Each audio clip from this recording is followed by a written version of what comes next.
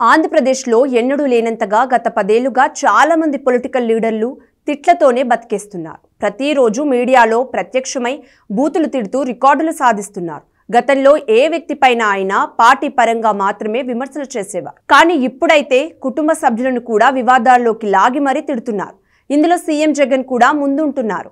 పవన్ కళ్యాణ్ భార్యలపై ఆయన ప్రతి మీటింగ్లోనూ కామెంట్ చేస్తూనే ఉన్నారు. మొన్నటి వైసీపీ ఇన్ఛార్జీల మార్పులో కూడా తిట్లు తిట్టే వరకు ప్రాధాన్యత ఇచ్చారట.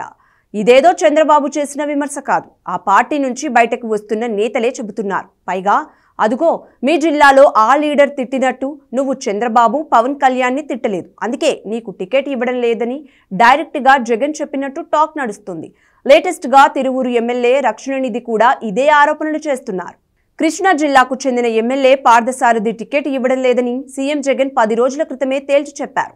అయితే తాను మాత్రం పెనమలూరు నుంచి పోటీ చేసి తీర్తానని పట్టుదలగా ఉన్న ఆయన టీడీపీలో జాయిన్ అయ్యేందుకు సిద్ధమయ్యారు. పార్థసారథి జగన్ను కలిసినప్పుడు తాము ఎన్నిసార్లు బూతులు తిట్టామని చెప్పినా తిట్టలేదని, అందుకే నీకు టికెట్ ఇవ్వట్లేదని తాడేపల్లికి పిలిపించి మరీ చెప్పారట జగన్.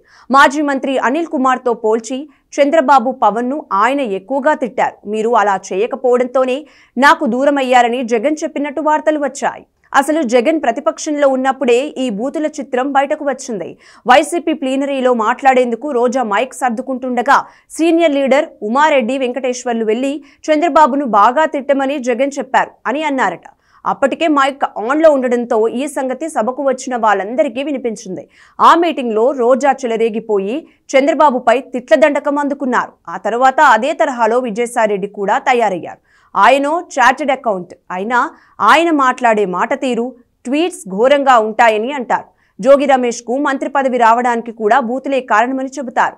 కానీ అందరికంటే బాబును ఎక్కువగా తిట్టిన కొడాలి నానికి మంత్రి పదవి ఎందుకు రాలేదని డౌట్. ఇప్పుడు లేటెస్ట్గా తిరువూరు ఎమ్మెల్యే రక్షణనిధి కూడా ఇదే చెబుతున్నారు.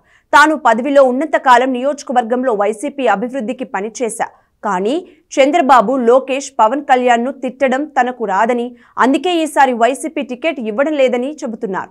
వైసీపీలో ప్రతిపక్ష నేతలను పచ్చిబూతులు తిట్టే వారికే పదవులు, సీట్లు ఇస్తారని ఎద్దేవా చేశారు రక్షణనిధి. ఈ మధ్య టీడీపీ అధినేత చంద్రబాబు కూడా ఇదే ఆరోపణలు చేస్తున్నారు.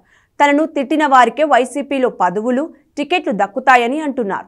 దాంతో వైసీపీలో టికెట్ రావాలంటే బూతులు తిట్టాలా అని అనుమానాలు వ్యక్తమవుతున్నాయి. కొందరు లీడర్లు మాట్లాడుతున్న బూతులు వింటుంటే జనం చెవులు మూసుకోవాల్సిన పరిస్థితి వస్తుంది. అంత ఘోరంగా ఉంటున్నాయి. రాబోయే రోజుల్లో అయినా ఏపీ రాజకీయాల్లో డర్టీ పాలిటిక్స్ ని బంద్ చేయాలని జనం కోరుకుంటున్నారు.